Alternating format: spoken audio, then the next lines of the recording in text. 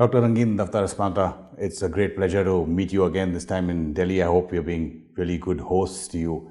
Let me dive straight into the topic of the situation in Afghanistan. What's your reading? We do know 8 rounds have taken place between Ambassador Khalilzad and the Taliban. There has been one intra-Afghan dialogue of sorts in Doha. The attacks that are continuing, both claimed by the Taliban and by the so-called Daesh or Islamic State. There's a political process that's also going on. How do you visualize the big picture in Afghanistan?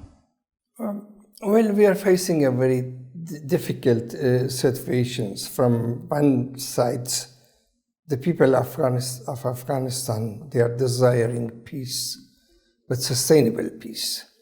And the peace must bring us stability and not harm the independence of Afghanistan. The peace must be Afghan-owned and Afghan-led. But unfortunately, until today, this is not the case.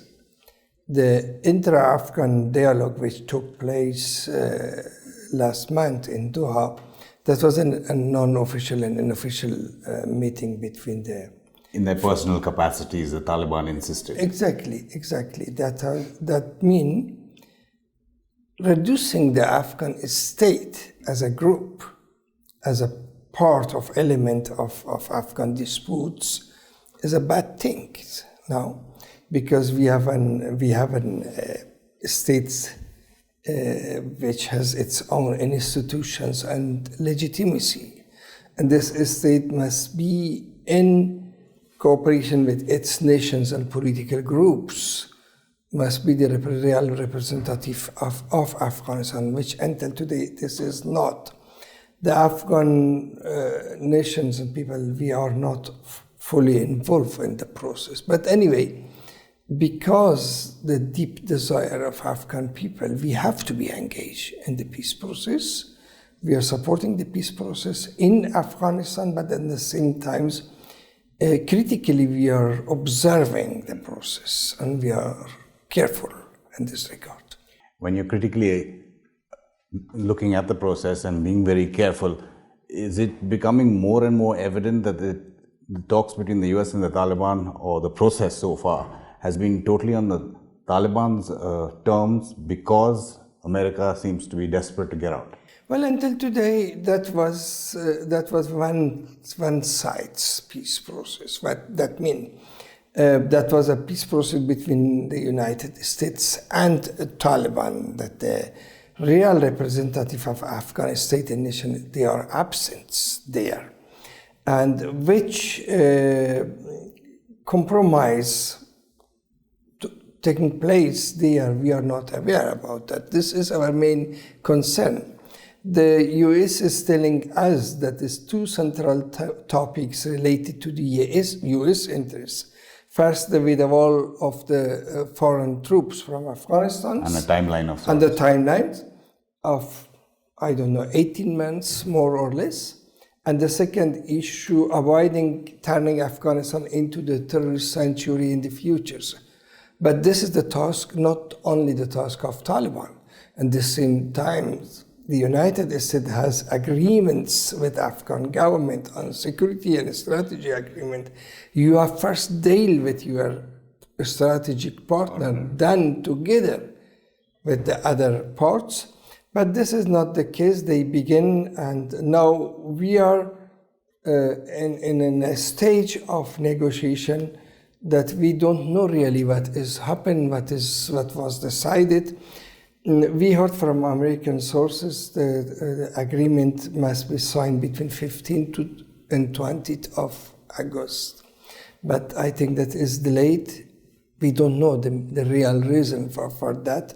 But anyway, mentally, we Afghans, we are preparing us to go to Europe, to Oslo, to deal with Taliban and talk with the Taliban and defend our achievements in the last 18 years, which we paid a high price for that.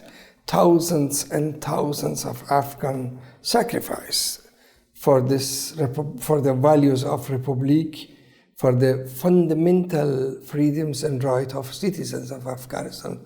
We will preserve and protect these achievements anyway.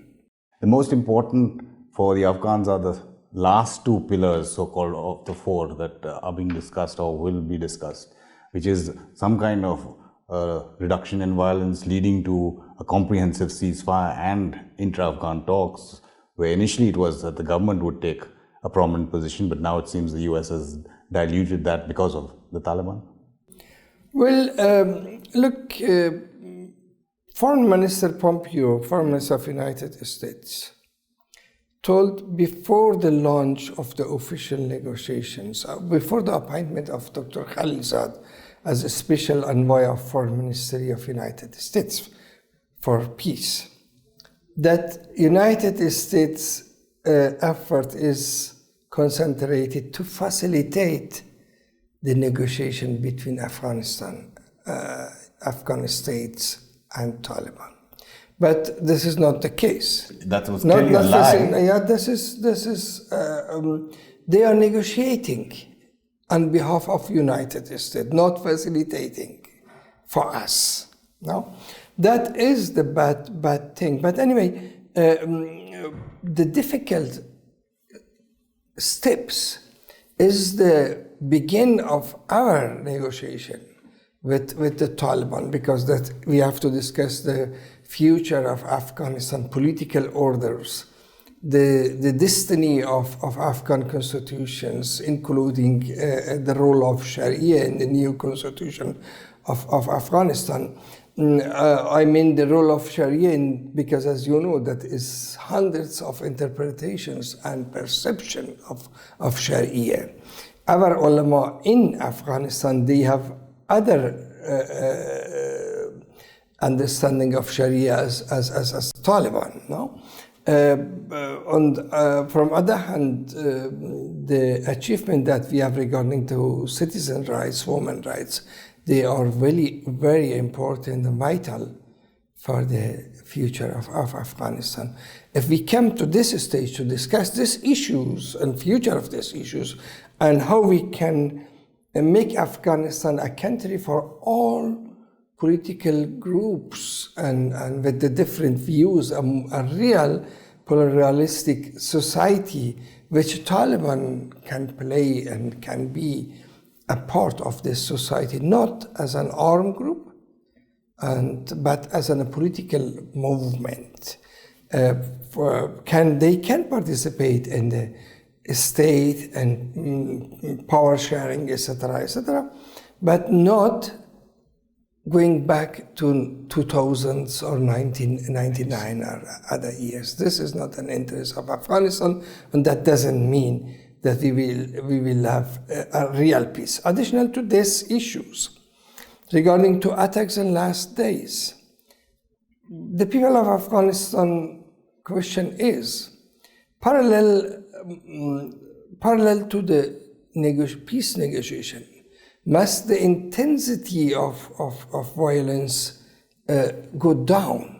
But as you recognize, we have the rise of intensity of violences under the name of IS, Daesh, and also Taliban. And this is not inadequate in proper manner, is not the good demonstration of goodwill, having lasting peace in Afghanistan.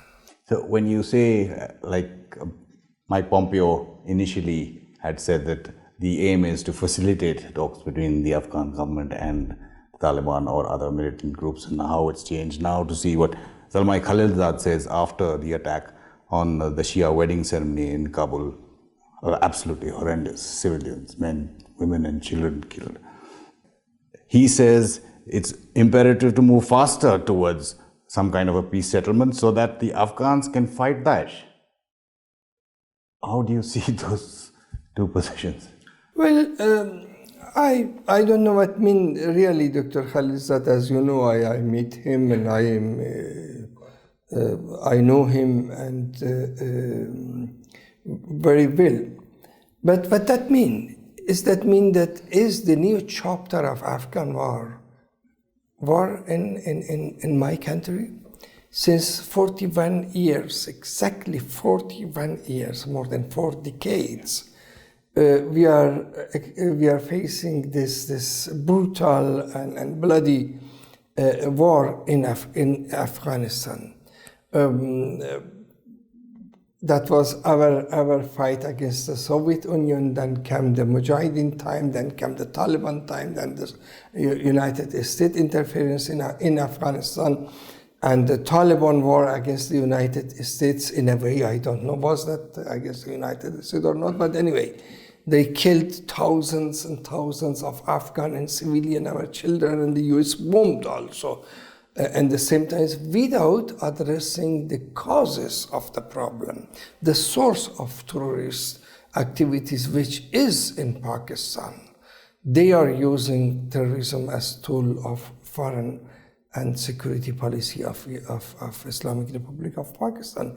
And unfortunately, our desire is having a brotherly good relation with Pakistan in peace and harmony, without interference. But at the same time, as you know in our history, Afghanistan, our people, we are poor people, but at the same time, we are a proud nations.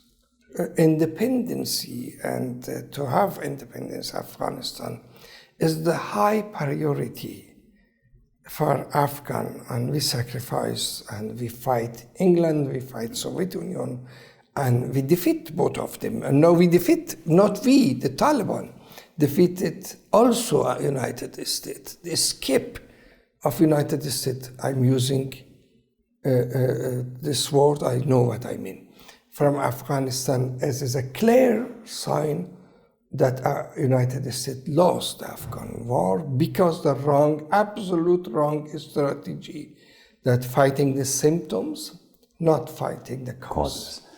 Just going to ask you about that, and you already answered it to a large extent. The sanctuaries, financial support, all kinds of other support that are coming from Pakistan across the Durand line, they don't seem to have changed at all. In fact, I know your position has been consistent on that the US has not been targeting Pakistan for what it's been doing to fund terrorism, to bring up terrorism, as in rather has been funding them to both their military and their intelligence to continue doing what they are doing. Well, I don't know. As you know, that is the questions that we Afghans, we don't have answer for that.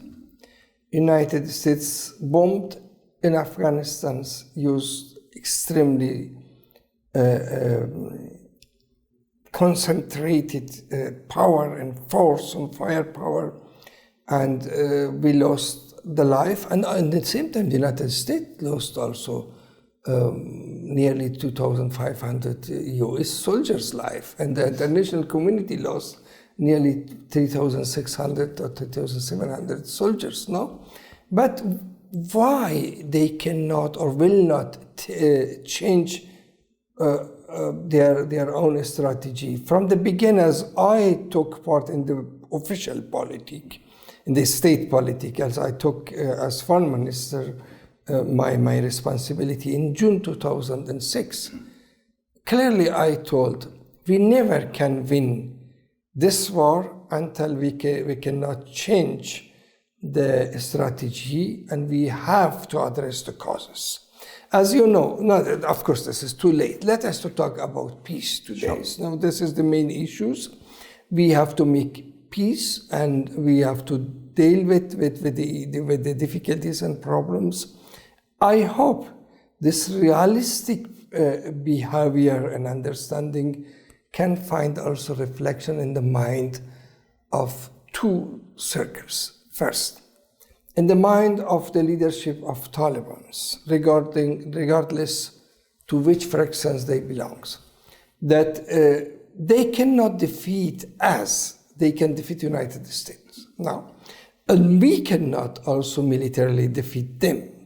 Then the rational solution will be we have to sit together and give this bloodshed an end for the sake of our people, our children, and the future of Afghan people. This is, as I wrote in my recent article just 3 days ago, this is a dirty war. This is not a holy war. This is not a holy war from the Taliban sides, because they are not fighting for the independence and for freedoms, for democracy, and self-determinations of the Afghan nations. They are fighting for some things is backward-oriented, for something which reflect the interests of foreigner in our country, and United States fight them. I don't know yet. At the beginning, I thought this is an anti-terror war. But today, I don't know. I'm not sure. I'm not a friend of conspiracy theory. No, I don't believe that was planned from the beginning. But I am convinced that was an absolute wrong strategy. An absolute wrong strategy. Fighting the wrong people in the wrong place. Wrong people in the wrong place, and your views again go on to say, no matter what the worst case scenario is projected, if some kind of peace deal is reached and the Americans continue to stay in some manner with the force that they call counter-terrorism or counter-intelligence, you are of the firm belief that the Americans should pack up and go for the Afghan country? The title of my recent article called, "When you live with your all belongingness." That was the answer, my answer to the United States, because I know they are discussing and planning, keeping first their whole intelligence capacity in Afghanistan. Second,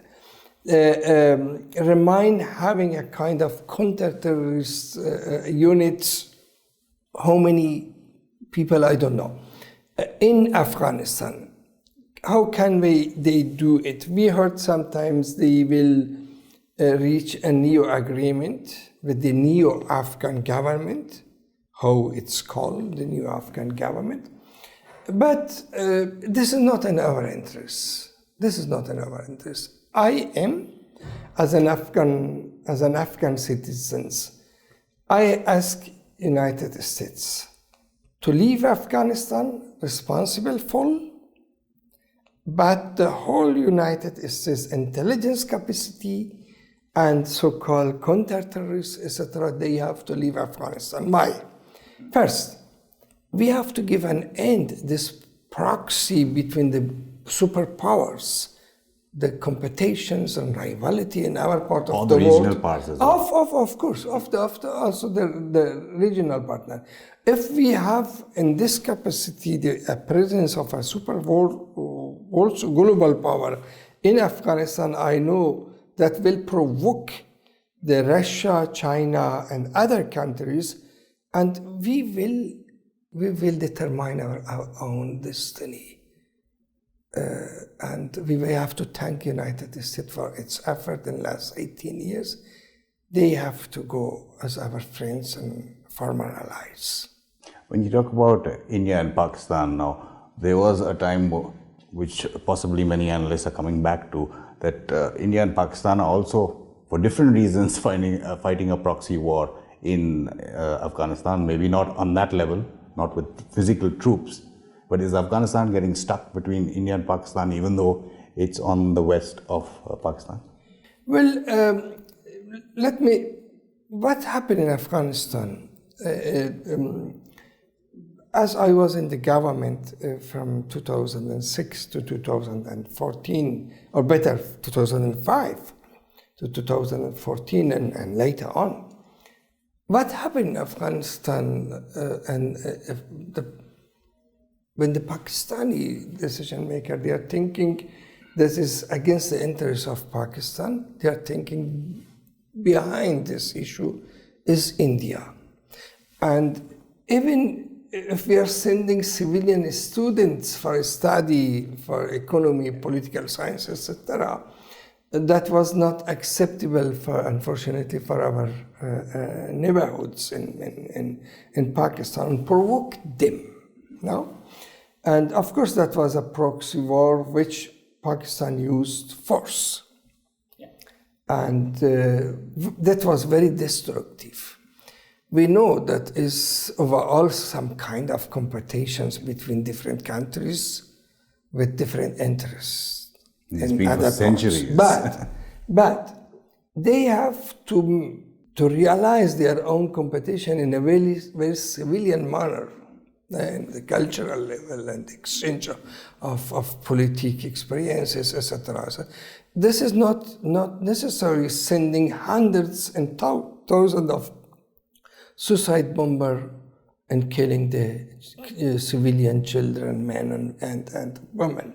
But as you know, the relations between India and Afghanistan, this is not the decision of government. Of course, the decision of governments can impact it positively or negatively. No, this is a kind of between cultures. Sentiment and between the people. Let me to tell you a story. A former Indian ambassador asked his German colleague in Kabul, and asked him regarding to Indian beliefs. We have the incarnations now. What is your desire? If it's real incarnation, what you will be in your next life? And the German ambassador told him, I will be the Indian ambassador to Kabul, because the popularity, no? And this popularity is not the government decisions. My desire is that I hope so, before I die, I hope I will be the witness that the same popularity is also for Pakistan ambassadors, or for other friends, no? I'm suffering, this is very painful. Pakistan sheltered 5 million Afghan refugees during our jihad against the Soviet Union. But, and Pakistani people, the common citizen of Pakistan, they suffered under that. But the government, and especially military and intelligence, they destroyed all this positive engagement of the people of Pakistan by using force and killing our children. Well, let us wait. We must have a good destiny together in the future. If there's any jihadi approach, I hope that will be not the voluntarily job of the Afghan children, that we can leave it to our brother in other part of the world. And in the current situation, where would you see India in the process that we see unfolding before us? And how would you like India to be more involved because of what you're saying, the tremendous goodwill, the neutrality that India is seen in Afghanistan across the board? Well, first of all, actually we are exercising to be involved in the peace process. Our expectation from Delhi is supporting a peace process which must be Afghan-owned and Afghan lead, which is not, today is not the case. India can, in this regard, help us talk us with the other forces and better cooperation and coordinations with the Asian countries and global powers such as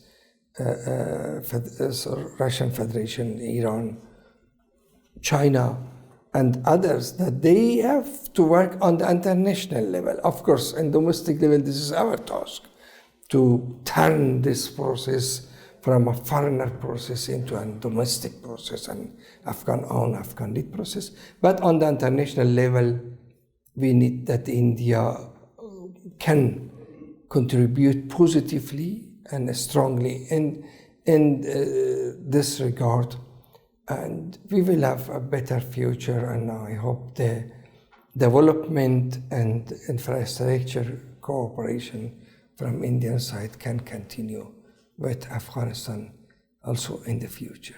Dr. Spanta, talking about Afghan-led, Afghan-owned processes, where do you see the political process? The presidential polls twice postponed for 28th. How do they mesh with these talks? Because the Taliban doesn't recognize the government.